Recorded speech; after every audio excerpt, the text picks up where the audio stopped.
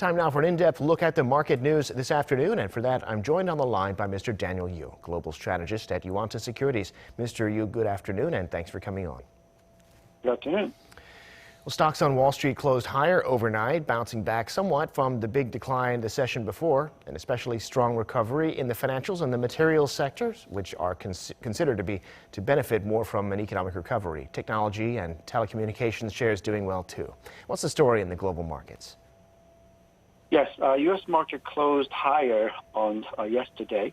The Dow Jones was up about 1%, S&P also up about 1%, NASDAQ was up 0.5%, and small cap was slightly up by 0.3%. However, though, from the intraday highs, actually it has come down quite a bit, by almost 1 percentage point. The reason for that is because the concern about the economic recovery might be not coming at the full speed as hopefully expected.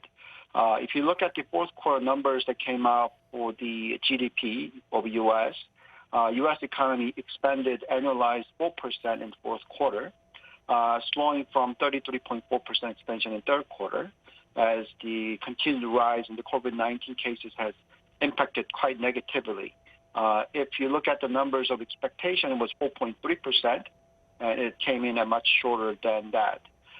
Because of that, I think that people are concerned about the overall economic conditions of U.S., and that is trickling to most of the other economies in the world.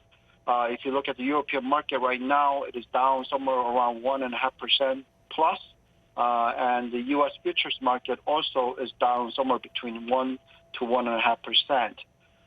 And obviously, that is resulting into most of the other Asian markets actually being negatively affected.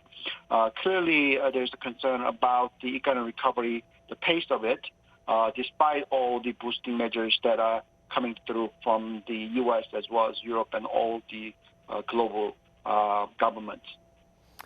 Yeah, and speaking of the Asian markets, here in Korea, the KOSPI was down by more than 3%. The KOSDAQ down by even more.